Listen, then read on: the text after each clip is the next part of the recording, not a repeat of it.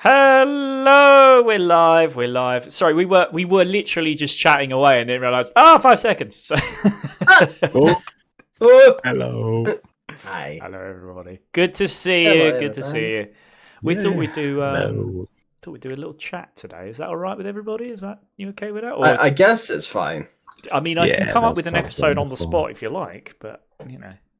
5, 4, 3, 2, 1, go. Hey, we've done it before. Not even kidding. We've genuinely have done it before. So Oh my God, that's amazing. We used to do like Popcorn DM. We could do that one day. Oh, yeah. The worst one is when I did a Lasers and Feelings episode, and we started taking suggestions from the chat last second, just as I was getting ready to go, and they were like, "Let's do suggestions from the chat." I was like, "Oh God." Oh yeah, fun. Was that the one where I was like a bipedal pig detective? Is it that one? Oh yes, it was. Yeah. I was actually thinking of a different one, but yeah, you're right. I was thinking the one where out of nowhere there was a hot air balloon race, and it had nothing to do with the rest of the story. No, that was our actual characters. Yeah. I'd come up with this amazing story about like they had to fight Bloody Mary that literally came out of a mirror to attack them, and then they went, "Let's do a hot air balloon race." I was like, "Oh my God!" Fair games the entire time, something like that. Yes, yeah. You never interacted with the story properly once. No, I didn't. It was so good. I think I was just like, wasn't one of the guys trying to scam me or something, and then I jumped over the thing and started fighting with him. Yeah, that's it. Yeah, one of those fair scammy, like you shoot the thing, it wouldn't fall over. You're like, I'm gonna fucking kill you. Oh God. Oh man, that's so much fun. We got to do more lasers. Jesus Christ. Oh dear. Yeah. I mean, Cisco, do you know? Have you ever heard of Lasers and Feelings? It's a one-page RPG. I've watched your stream. If that's so you've seen the chaos. Yeah, it's kind of like it's pretty cool though. It's very, very crazy. Yeah, I love it. But I mean, we do full RP. Yeah, but we do play the extremely toned down, easy version of it. There's like even looking at the one-page RPG, it's more in depth than what we play. But we just like, especially because it was like the first thing we ever played. It was like, let's make this super simple, super easy, and it just kind of stuck because it was just fun. It's fun to deal with it that way, you know. Oh dear. Yeah. Well, what are we doing here? I think since Cisco's our guest today, they should roll the D20 for our questions. I thought you were going to say he has to host it and do everything. We'll just sit here and watch. He can do that as well. Yeah. Not like he does enough DMing or anything. You know? Yeah, do more. God, honestly. I do not consent. Be like me. I mean, so many games this year I've run. I know. Yeah. Whereas I have sat there and let you. Well, you have to do all the editing, so I think it's I think it's fair. Yeah, fair enough. I genuinely though, I cannot wait to do Harry Potter. We've had to move things back a little bit, just so everybody's aware. Mainly because of me, I've become busier than expected. So yeah, we're moving things around a bit. So the Harry Potter stuff's going to be a little bit later than expected. Is that another apology you have to do? Yeah, basically, yeah. I don't know if you know about this, Cisco. Are you aware of the apology video I had to do once? Did you? No. Nope. So we filmed an entire episode. No. And I completely mucked up the sound, and it was so bad that we couldn't use the episode at all. So instead of it was annoying, but instead of putting out the episode, I created an apology video, like a full-on press conference type thing, to talk through what I'd done, and it was very funny, but also quite stupid. It's like one of those YouTube apology videos. It was full-on. Yeah, it was. I was waiting to be cancelled, and somehow it didn't happen. Yeah, it's just like it happens sometimes with streaming. You know, like even last week, you know, like one of our streams, without noticing half of the audio, the first part of the audio was completely mute. You can only hear the DM. It's like no, you know. So I don't know. I've done whole streams like that. I was going to say I don't know a single person that's done that before. Oh, God. I get a message from David if he ever it's happened a few times now. I get a message from David if he's got a mute stream that says, "Can you try and do something with this, please?" I give him full permission to roast me. Yeah. I deserve it. I deserve this. They're usually the ones I look forward to be honest. Oh, dear. All right, shall we roll? Yes. Yeah. Cisco. Yeah. Do you have your Alrighty. D20? I have a D20. Oh. That is. Maybe I can show you actually. I don't know. It's the other way around. 14? 14, yeah. Have you got them up there, David? Or Yep. yeah, cool. They head down the tunnel and tried to stealth, but are seen immediately. It's Theobald's father. So this is when there's a funny shot of this where we enter Theobald's family home, and there's a room that he was never, said you can't go in there by their Madra, and then of course Satkaz is like, I'll investigate. And Dibot was like, "Oh, just watch that one step," and he instantly goes through that step. And of course, that's when you stumble across the tunnel that takes you down to a call it a point of entry into the space we will arrive on next time we play. All together, yes. So, but this was like a jumping off point for the operation they ran, sort of thing. So. Yeah. Cool. I've got to ask the question, Cisco, about the sort of the house and the church stuff. Had you talked to David about any of that stuff beforehand? No. Nope. Oh, you just made it up on the wow. Yeah. Because he literally said to you. Yeah, but when you said, "Tell me about what it's like." And it seemed like you were just rattling off a load of things you'd spoken about before. The fact that you made that up on the spot was amazing. Yeah, I mean, I just like when I'm T-Ball. I mean, I've been playing RPGs for a long time, and I really try to feel the character, like how. And I have things that are completely like not really the side, but just based on how he acts. Then sometimes I fill the blanks. So I was kind of thinking, okay, so his father was like this when he got married with his boyfriend, so how was he before, so that was my first thought. And then it was like, it just made sense, I just imagined the window straight away for some reason. It was like in one of those situations, so I just roll with it, and it's nice to be in such a good happy creative space that you guys provide, so that makes me feel so comfortable as well. It's a game changer. We spoke a little bit about because it's kind of known if you know kind of the game and you run Candela, with the information you get with the core rulebook and stuff. It gives you description of like Incensi and the Shrive line, which you guys were in this episode. It is really a lot of the accommodation of those who, especially who are, serve the church. There's attached accommodations, not so dissimilar to like religious buildings and that'd be a mosque, a church, or anything like that. There's always these living for the whatever religious leaders running that church. So they're already living there, and if their family probably lives there with them as well. So you're never far away from faith. You like the other districts where they live there and separate themselves. When you live in the Shrive line, you can't not be surrounded by it 24/7. Nice. It's amazing though. Yeah. I mean, I come from like a Catholic school, Jesuit background kind of thing. So there is parts of me in T-Ball. Always there is parts of me and my characters and little stories that I've kind of slightly changed to make them more interesting, perhaps.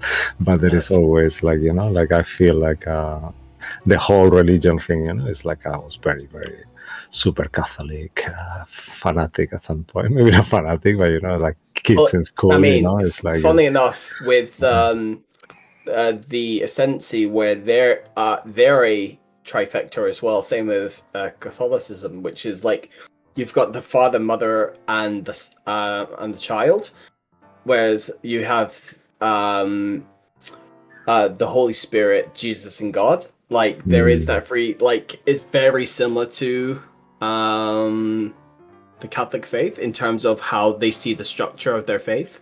So there is that similarity. So that's interesting. I didn't think of it till you spoke on a little bit about your past there. I was like, actually, you know what? That's what they pulled it from.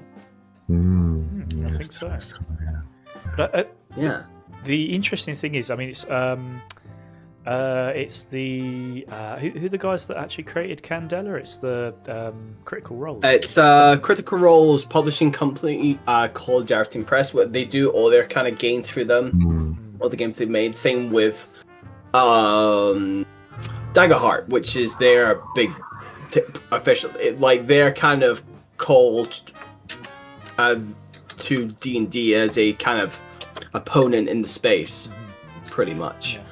And it's got interesting mechanics. One of those games, I feel like I've been watching a lot of they've been running. Daggerheart is fully out 1.0.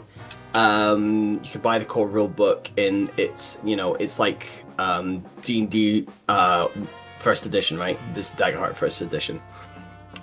And they have two, they roll with D12s. I'm sure they use all the other dice as well, but D12s are kind of the main dice they use rather than D20s, or in the games like These and Feelings, D6. These are what I would say your core die. Yeah. And you have one die, again, very similar to Candela and having a gilded. There's a kind of color code system where it's one, it could be any color, really. It's just like one has to be different and you have to know which one's which. So one is your hope die and the other one is your fear die.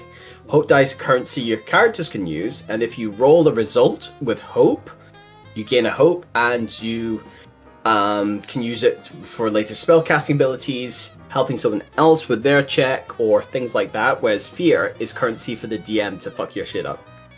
Interesting. So, yeah, I like that mechanic and how everybody gets a pull, even the DM, of things they can do to alter the story at any point. And what it does, it allows the combat's very similar to Candela, kind of it's their turn, your turn mechanic rather than the kind of initiative system. Okay. And whenever you roll with fear as a player, it goes directly back to the DM. So there is this thing, unless you roll with hope, then someone else can do their action. And you keep going till someone fails, basically. That's pretty cool. I mean, when you think about the chance to give the DM a bit of fun as well, which I know you do get that within Candela and within D&D and all that stuff anyway. Yes. But it's a little more out there and more obvious when you're like, here's a dice specially for the DM. Go and have some fun with it. I think that's a great idea. Yeah. Yeah, it is. Yeah. Because we all know that running a game is bloody tough sometimes, and when you've got something that's like on your side, it's quite nice to have that. So. Yeah, for sure, for sure. Yeah. It also helps when players go along with what you're saying. Well, you always have your contingencies and stuff like that. I mean, going back to the thing of like your question of like, was this kind of pre-prepared in terms of his home and stuff? And from my answer, it's a yes and no. I think we took a very subconsciously DM approach where we just add little things that's enough to work with that we can also work outside of it, and goes within the kind of lore and how things were set up with his background, the faith in the world, So that's a very cool idea. I mean, I think the whole aesthetic of we're basically going to your childhood home is a very cool idea, to be honest. Being able to see that, I think it's and seeing it in the rundown state, it's something that's been as you discover, has been used, but it's deliberately the outside's not been used. Because think how long that tunnel took to make. Yeah. Oh yeah, absolutely. Hey. That's so cool. Yeah, there's about 100 of those outside your house. I just grabbed one from the right side. Oh, that's so amazing. Dum dum dum. Yeah, Kira's great. Oh gosh. Awesome. Just in your hat now. Oh, brilliant. My hat now. Straight on top of your box. That's awesome. Yeah, that's what she does. Well, she's gonna behave in a sec. Just ignore you guys her. imagine. The tension's not there. Kira right now. Yeah, good girl. Yeah. Good birdie. I usually go for a run on a Saturday morning, and I meet up with, you all know Ben, so I meet up with Ben and his family, and my family goes, and my other friends go as well. And it's quite nice because they take dogs as well. So normally we have Ben's mum's dog, and we'll have like one of the friends will take a dog as well. And then out of nowhere, somebody else turned up with a dog. So we had 3 dogs just running around in between us the whole time. It was awesome. Like, it was so funny having like a ton of dogs just running around. It's really cool. It's really cool. As an English bird, pork pie is obviously one of our favorite foods. Oh, hell yeah! Yeah, we do not recommend giving the birds. That's brilliant. Then again, my cat used to eat cheese and ham like consistently. Like it was like we always say it was like Roadrunner. Was it the cat from Dr. Seuss or something? Well, if you imagine, Roadrunner, like if they're going to like if they're running past and then they stop all of a sudden, like boing, like that kind of thing. So we had a special box when I lived with my parents. We had a special box that you put the cheese in, right? As soon as you go to, because it's got those things you have to unclip on the sides. As soon as that goes, even if she's outside, she's nowhere near. Literally, all of a sudden, the cat flap goes, and it's like boing, like right there. So funny, man. Jesus Christ. I don't know how she knew, but she knew. Oh dear. I swear, even when she was going deaf and blind, like near the end, it was still, she was right there. She knew. They're amazing animals. I know. Oh god. Yeah. Funnily enough, I was when I was chatting to Ben today, and he was sort of saying, do you know what? I kind of always thought I might get a dog at some point, but I'm never going to have the time to look after her. I was like, well, just get your mum to do it. She's already got one. She can just do another one. I was like, in actual fact, just get him to live with your mum as well. And then, that kind of resolves the issue. Weekends. Yeah, exactly. Yeah. Oh, brilliant. Oh, gosh. Yeah. Rob, do you want to roll the next one? Yes, I do. But I have to go and grab my... I do have that. Just do number generator. Sorry, I've got it. Internet. I've got it. Oh, you got it? You got it? Yeah. Have I got it? Yes, I have got it. Okay, here we go. Yes. Oh, number 16 I've got. Oh, 16, yeah. So we're not too much further. Moving. Oh, cool. Okay, actually. Yes, Klaus Grandfather's sword father. Theobald gets Spartacus. Yeah. Fuck. Yeah. No. This is where obviously the fight has commenced with Theobald's father. He's standing his ground, and he is literally just carving. Like he's 3-on-1, and he's that shows his feather and like his skill, like how long, and he's been training and experience. Yeah. Considering his age, I think the thing that interests me the most about that, and it was when I was editing, was there's that moment where we all stop. So we've got him under control, and we all stop. In my head, we had 20 minutes of thinking, what the hell do we do now? And being like, no, we don't want to kill Tybalt's father, especially in front of him, and we don't want to... Yeah, actually, when I edited it, it was about a minute. Like, it was hardly any time whatsoever. But as it was happening, I just felt so in the moment that I was like, God, I feel like we've been thinking about this for ages. It was mad. Yeah. I looked at the time code. I was like, what? like a pause in a fight cannot feel like forever when you're in combat. It's like because you don't know what's going to happen next, really kind of thing. You know, waiting for tension to diffuse, and you like it feels like it lasts forever, right? Even if you got into a fight at school, you're not sure, right? Are we going round 2, or like you're getting broken up, and it's like you don't know if they're gonna come for you after school or something, or you know, there is this thing of in that moment, and the thing is, he obviously used that moment as you hesitated to let loose and took you two down. Yes, I remember. Yes. Well, you do. Your character's done. Yeah.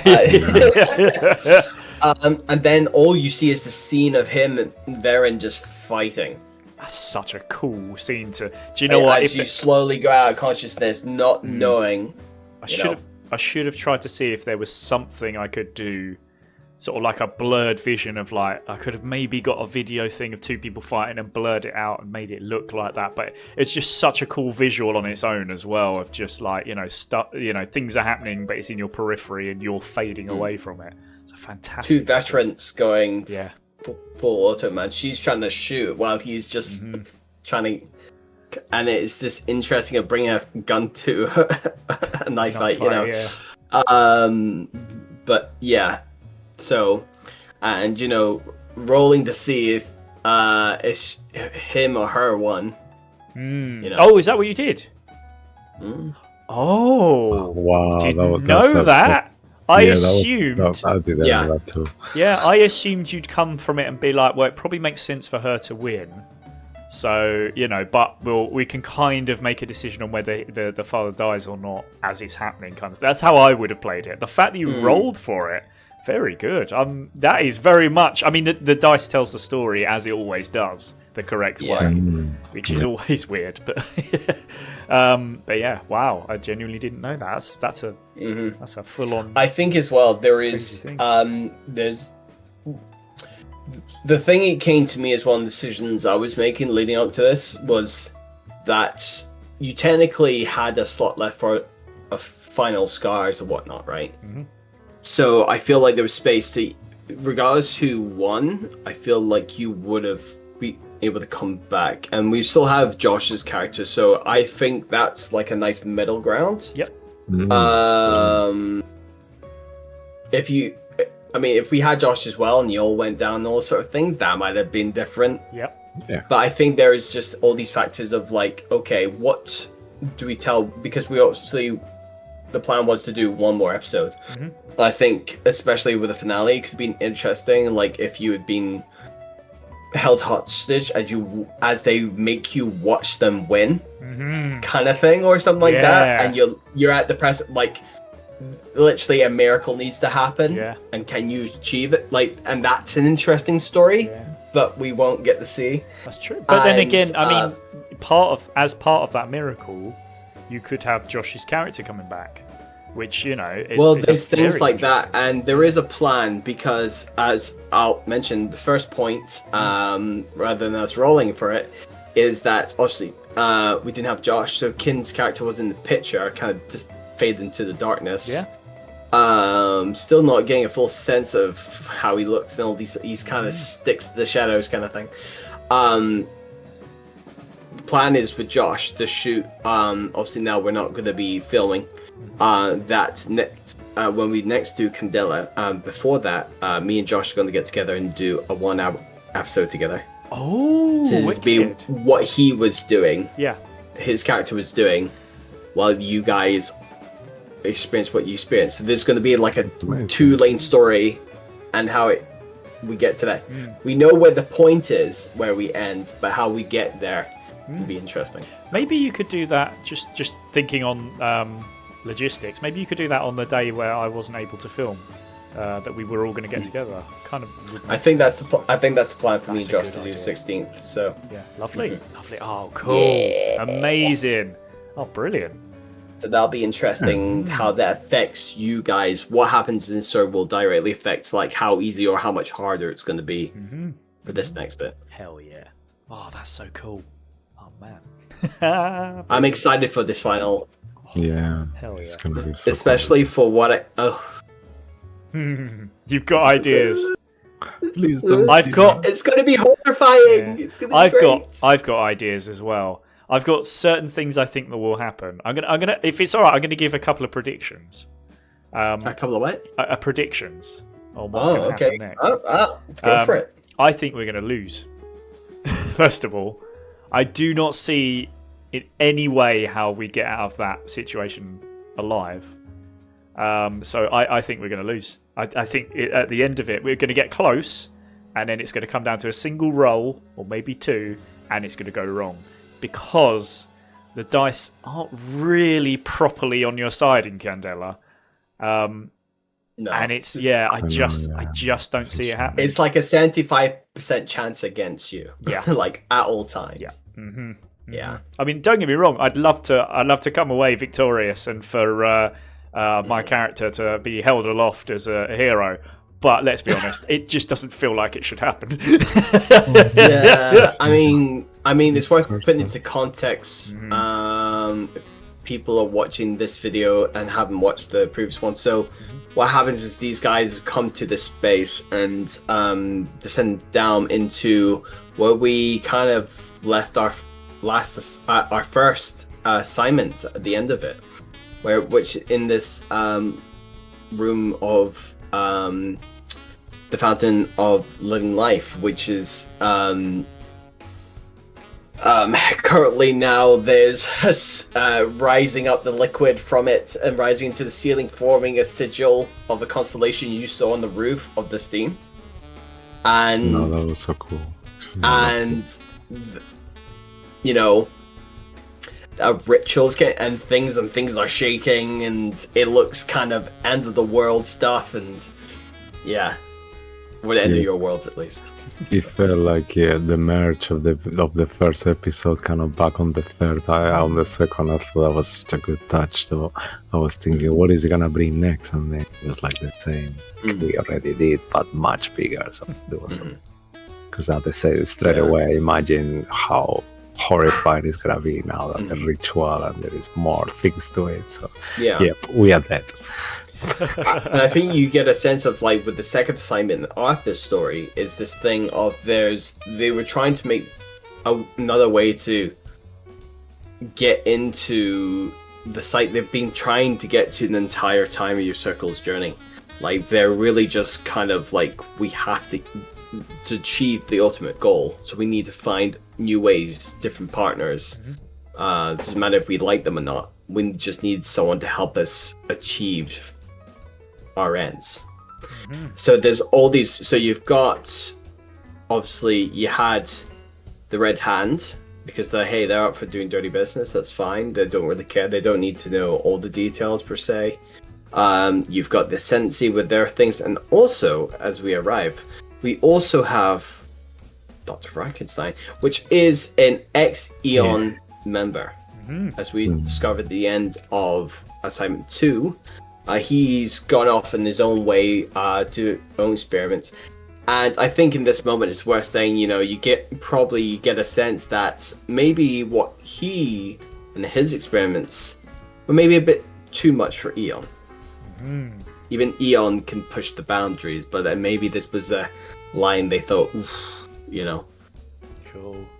I would like to thank you for making Professor Frankenstein a thing. It was just a silly joke, and I like the fact that you went, I'm going to roll with that. That's lovely. That's great. Yeah, cool. No, Yeah. I think it's so cool, it brings the silliness still, but it's like, my goal for this is like him on roids, like the traditional Frankenstein, but on like the fact he is using not just science, but true alchemy to bring magical things. The kind of that realm of magic and science, like, you know, come together. Hell yes. That's alchemy, you know. So I think that's the thing, and the fact he's reading from a grimoire of some kind, you know. I think it's very cool. That sounds like clues. That Clues. That was a clue. To see or read. Yeah. Over my dead body. I was going to ask ask you, Cisco, whether you had any things that you like, anything you might think that happened, any predictions that you have for the last episode. Well, I have a feeling that my father will not be as dead as we think for some reason. I don't know why. Knowing David, just guessing here. That would be something interesting. Yeah, because they were in the fountain of life. So we use that to bring people back. So why wouldn't they do it? It's like maybe that's what they're doing. Maybe they're doing something to do, bringing some horrible kind of people who were leaders of their organization, who were maybe, who knows what happened to them for what reason. But I don't know. I feel like, so I think we might just be a sacrifice in this ritual. Wow. That David's just looking at his notes going, has he been reading? Do I get inspiration? I get inspiration? Wow, that's a great idea. David, do that. Could be all of those things. Oh no. Maybe it's more. Maybe I have no plan at all and I'm fucked. Who knows? No, it's screwed. Yeah. I have a question for you guys. As we come towards the final episode, what have been, I say, your highlights throughout all the assignments? All the episodes, if you want to think of it like that, leading up to this point, and how from point A to point B do your characters feel, and how things have changed, if at all. I mean, I know Klaus does believe in magic still, but hey, there's still an episode left. Maybe he will. Yeah, that was a lot of questions. Could you repeat the questions? I know there was a lot. I kept answering.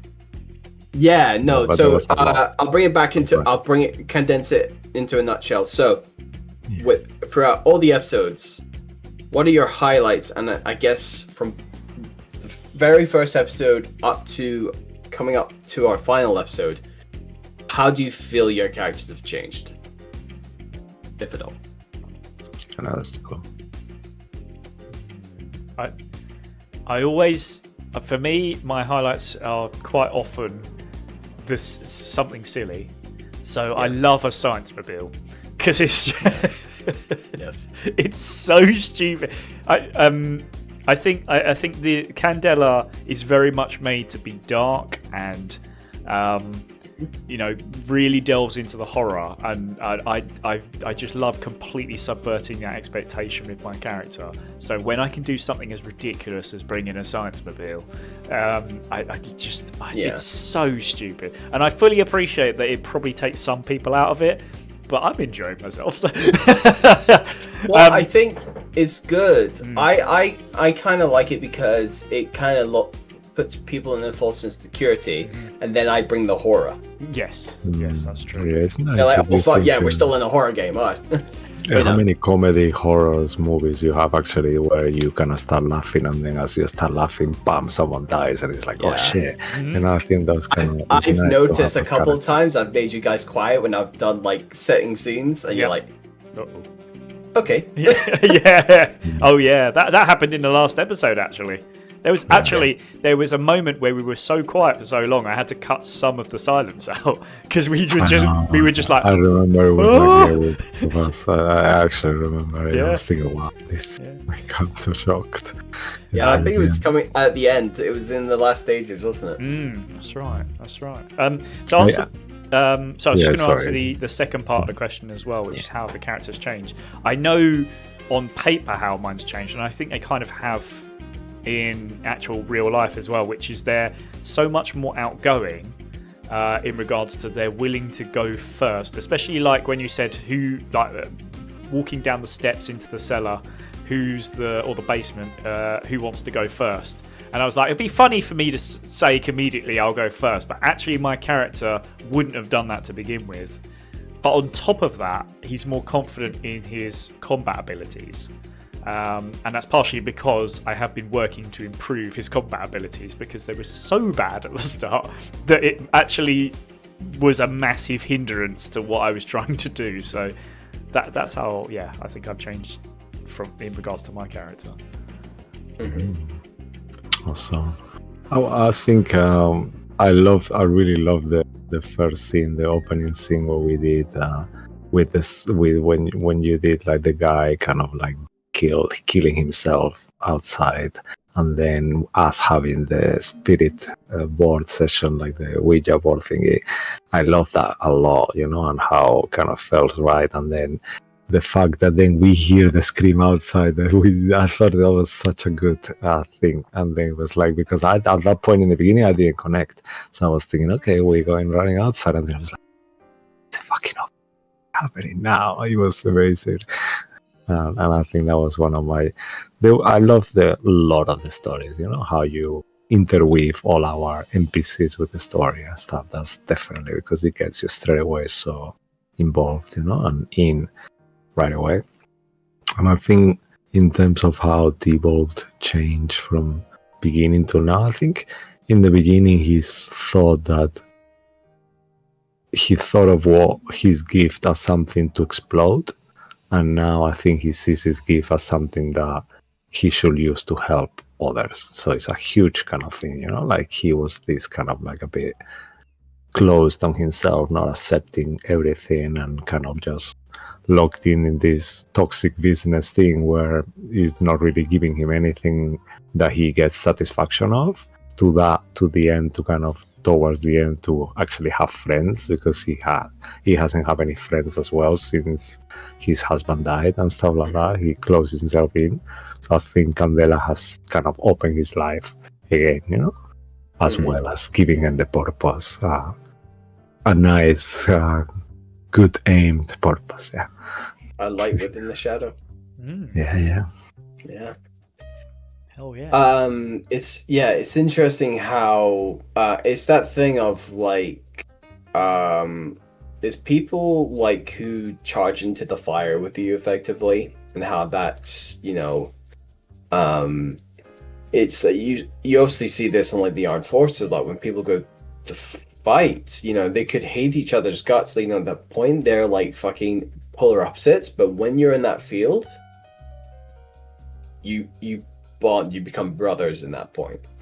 And that's kind of same kind of thought process, obviously without the warfare, but in terms of you're fighting a different kind of war. You're fighting a war against the occult, the alien, the like just like horrors that make war look like nothing,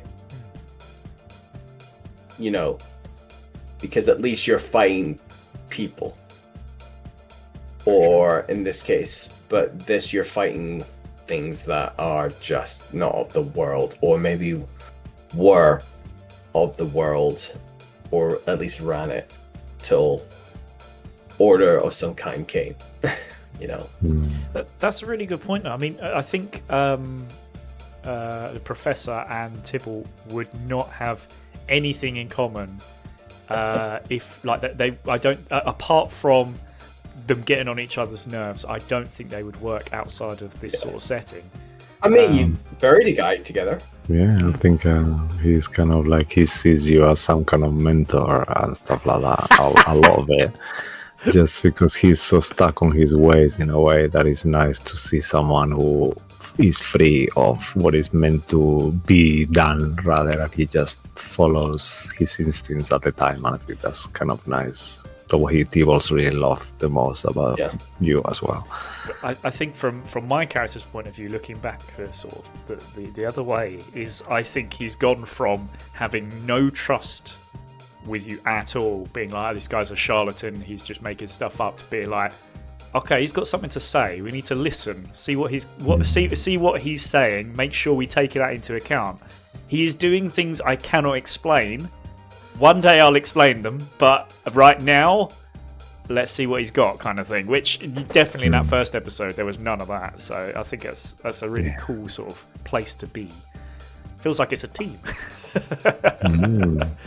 No, it definitely is. Yeah. So actually, I have to think. I remember as well. I kept thinking of when we went into the first archaeological site that we started going down, and there was the giants. That was so cool as well. I loved it so much, and the statues thing and the whole. That was amazing. Actually, I love that a lot. It felt like I was there so much. I think it's so much media of these kind of things that is super easy for you to just see your character there straight away. So that was amazing. Yeah. And your descriptions were pretty cool. Yeah. That helped a lot. Yeah. That was... Do you know, this bird is gonna fall asleep. I'm so sorry. That's one of ASMR. I did see her, and I'm like, that's so the relaxed, most quiet I've ever seen. I know it's true. It's the most quiet she's ever been in this room. That's why. So just let her just loving it. I was going to say, I noticed, first of all, when we were sort of looking at, like we were talking about descriptions, first of all, I noticed when Josh started running his games, his descriptions really sort of like delved into what was going on. Whereas I always knew when I was running them, like I kind of be like, you're in a room, there's a couple of things. If you say something's in there, I'll probably let it happen. I'm not gonna force you into it too much. But with your descriptions, you're very evocative of sensations. So light, darkness, smell, taste, touch, whatever. Where you still, it feels like you still allow. I feel like you're the good balance, is what I'm trying to say. You're still like, if something's in there within reason, I'll allow it to happen. But you're still going to get a really good idea of what you're looking at the same time, which I think works so well. It's a thing of tone setting, really. It's like, and I think that tone can shift, or if it's similar to what I had in mind, I lean into what you guys are looking for and interested in. So I guess a highlight for me, and I know it's going to be a highlight for you guys, is when you fell into the Scarlet. My god. Yeah, that was so funny. I just sat back and let you guys crack on, and I didn't really do anything. It's great. That's the best battle I've ever been in a tabletop RPG. Funny. It was so funny, but it was also it was almost like you said to us, anything goes, what have you got? That's kind of what it felt like. And the ideas that came out of it were sensational. Yeah. Everybody because was you guys on are full on hallucinating at this point, so it's like anything fucking goes, man. It's like, because at that point, why would a DM imagine just the things you see? Your brain's gonna do, if you literally fell into like a box of hallucinogenic powder, who knows what you're gonna see? Who's it me to railroad that? You know what I mean? Like, yeah. I don't think there will ever be another battle that we have will be anything like that ever again. It was just so well set up. I've never experienced anything like it. Fantastic though, mate. Well done. Yeah, and a lot of that was improv, by the way. I knew it was gonna storage place, and I kind of same to you. I just said there's a couple of things in here, but you're not quite sure what it is, and then one of you falls into it, and it's like, this is where they're storing off the Scarlet. And it's like kind of a powdered form, right? Because it starts off as a sap, of course. It just makes it easier to, obviously, with the machine they developed, easy to blend into a liquid and form it and meld it and do, obviously, change its form. And it shows, obviously, we know it's like tree sap, but it's also, they've developed into growing flowers out of it. They've done stuff to it, you know what I mean, from those dead bodies.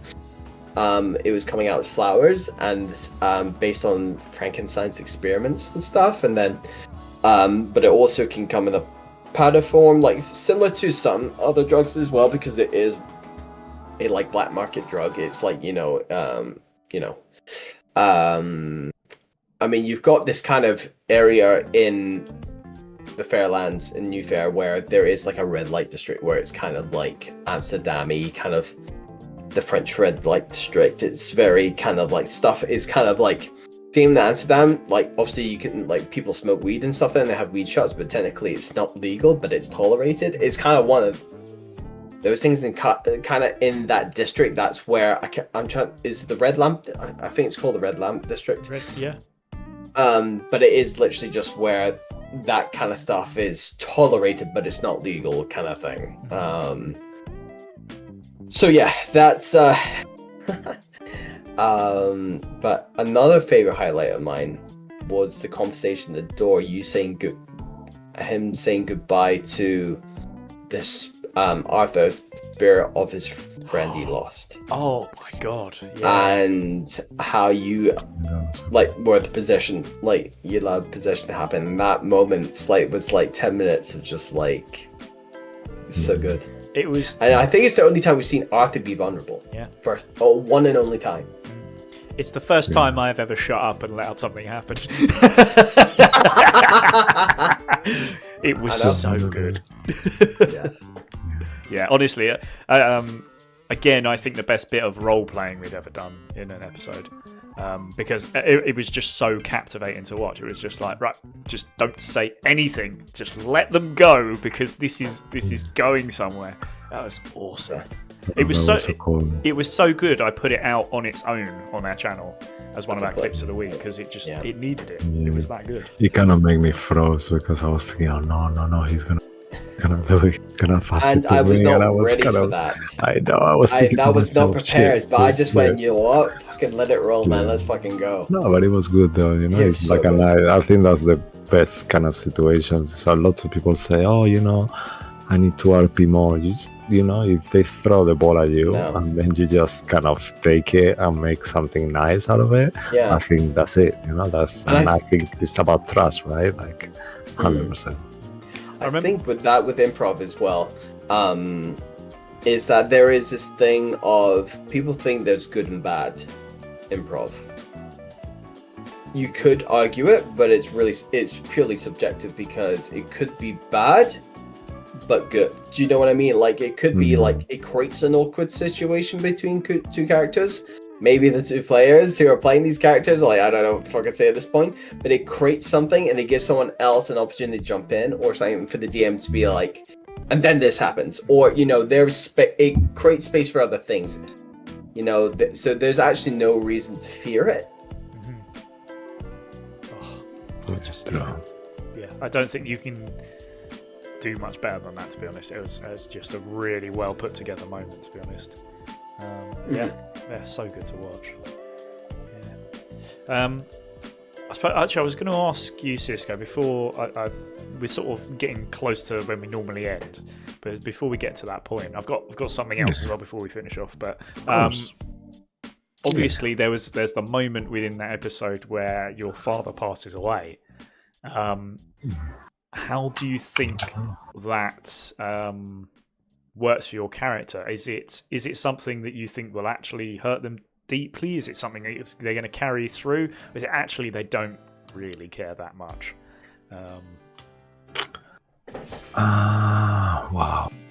I think for Tibo, 100%, you know, like he's found these people, and I don't think about him is about Candela anymore. You know? It's about what we are doing, you know, and it feels like his first adventures for a long time, you know. Yeah, so that's kind of, sorry, it's throwing me off because she's talking back to me. You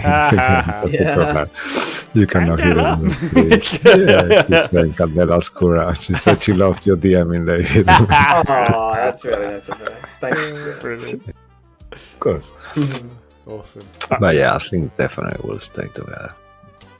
Good. If the others allow it, yeah, of course. Like, I think there's that thing as well of like, especially there's obviously, not to name any names, a lot of insubordination from a certain character. Definitely. Of which Veren's nearly murderized.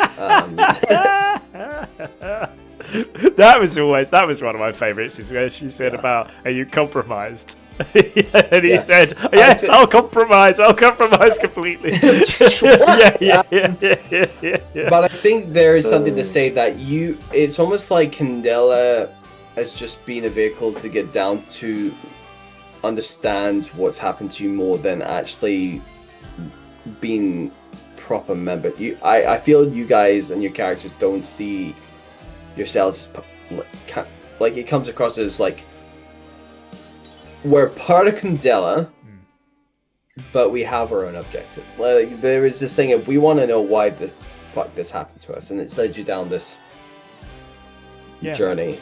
I agree with that. I think whether Candela as a organisation was there or not, we probably would have continued to work together anyway. I agree with that 100%. Yeah. Any last words before we end, Kira? She was saying she wants to drink water. Fair. You know, that's good. Yeah. Hydration is good.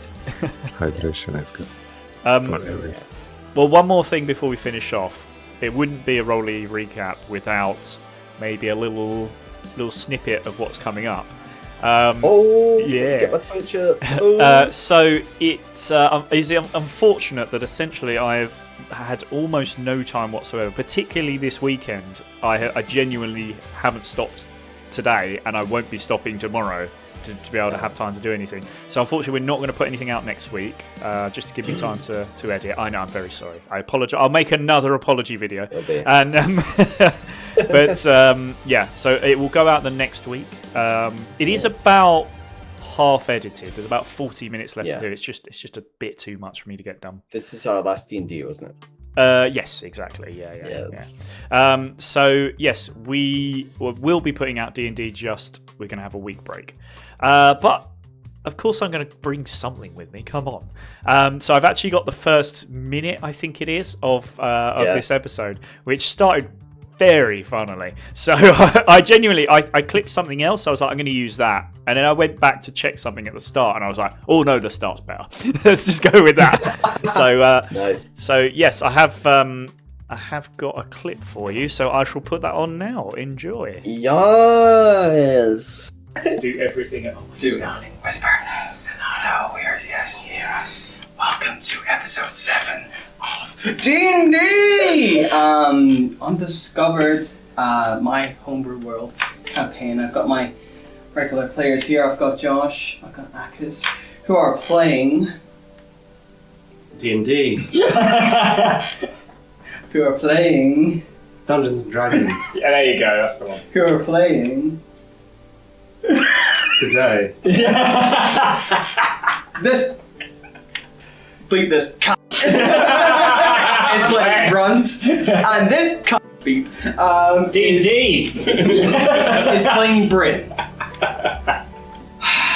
This is the energy we're going in with, apparently. Yeah. So. Oh man. Oh, that was so good. Oh god. Love and hate you guys so much. Yeah. It's like that at the start of every fucking game. I still got you. Yeah. I love it. I love a start like that. It's it's bad when it starts like that, don't you?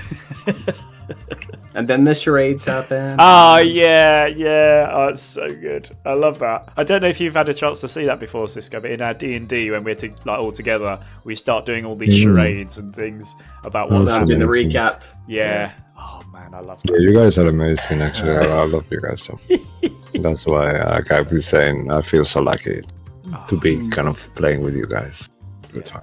It's a mate, genuine pleasure. Straight back at you. I think I said it. I can't remember if I said it to David or to Josh, but I said I've never played with somebody who is so good at the role play side of things. Like I feel like we're amateurs compared to you. Like no, it's not true. You guys are amazing. I really think it's the other way around. Yeah. Really cool. But thank you. Very nice. It's completely It's deserved. just like something I've done since I was a kid. Actually, like I was telling you guys, like I wanted to be a vampire, a goblin, a ritual kind of like caster. I don't know why I was so obsessed with all these kids like, oh no, don't watch horrors. I was like, yeah, definitely, and I was so scared of it, and I would fucking watch it anyway, knowing that I was gonna have nightmares the whole night, and I just loved the whole experience of it. Same here, love horror. Oh, really? Yeah. And I was so scared, thinking like, why do I do this to myself? Yeah. I just had to do it. My grandparents just let me watch at the age of 8 crazy horror films. I don't know why they let me. Wow. Yeah. I was the exact opposite. I couldn't do horror films. The last thing I watched when I was younger, sort of horror-ish, was Sixth Sense. Right, so that gives you an idea of how long ago it was. And I was so scared I couldn't even sleep in my own bed. I had to sleep in the same bed as my mum because I was so The scared. Sixth Sense is pretty scary, actually. Oh. Yeah. Yeah, But I mean, yeah. But then I just decided I'm not going to do horrors. And then about 4 or 5 years ago, I started to think, actually, I'm going to give these a go again. I remember watching Insidious, and a funniest thing happened where I had an ex who was lying across my lap, and she was falling asleep, right? And we were just sitting there watching, and she was complete, like she was so close to being out. And then all of a sudden this jump scare happens, and I went, ah! And oh man, she was so angry with me. It was hilarious. Yes. A jump scare, within a jump scare. I think there's 3 horror movies that have I can think off the top of my dome that I've never like had terrible sleep. So first time is 2 of them is the movies that my grandparents let me watch, which was at the time Cabin Fever. Yeah. And scary. also Creep, which was based in London, the underground with the it's like the like a German woman who comes in and she's like gets she gets locked in after the tube closes, kind of thing. Then she goes in, and then there's this like rat person. white creature, Like he's not a rat person, but he's like he's been living underground in a you find out like an underground testing lab during the war kind of thing, and then he was kind of just left there. They were testing on like children, so he's just growing up living with rats, so he becomes like a rat person. But yeah, I think Poltergeist, when I was a kid, it was so like, I find it so scary, you know. It's like millions of times, like doesn't matter how many times you watch it, with the thing with the girl touching the screen, and it's just like, it just makes me like going my hair. And I think the film that finally was the last time I ever had sleepless nights watching a horror film, I've not had it since, was Paranormal Activity, the first one. I didn't sleep for 2 nights properly. Even when I had my girlfriend at the time in bed with me, I was still afraid, even though I had someone else there. Oh fuck, man, that movie fucked me up. I think everyone who's watching this should watch a horror after this. I'm gonna find a nice horror and check it. But I want to watch Weapons, that's just come out today. Oh yeah, that's right. Yeah. So fucking good. I mean, I am going to watch something next week. It's not horror. It's Naked Gun. It's the exact opposite of a horror. So yeah, It's pretty good, right? Good. Yeah, I heard that as well. Yes, I'm taking a friend of mine with me, and we're going to go and do that Thursday evening. We're going to go, so that should be a good laugh. Oh, lovely. Yeah. Oh yeah, can't wait for it. Cool. So good. Right, I suppose we better bloody well end, hadn't we? Because otherwise, let's be honest, we could do this forever. It's so easy, but we got stuff to do. Go away now. Right. Yes, thank you for joining us. Thank you also to Kira, official 4th member of the team today. Yes, do keep an eye out for D&D. As I say, nothing next week, but the week after we'll be back with D&D, and then we'll sort things out from then. So take care, everybody. See you again soon. Bye-bye. Bye.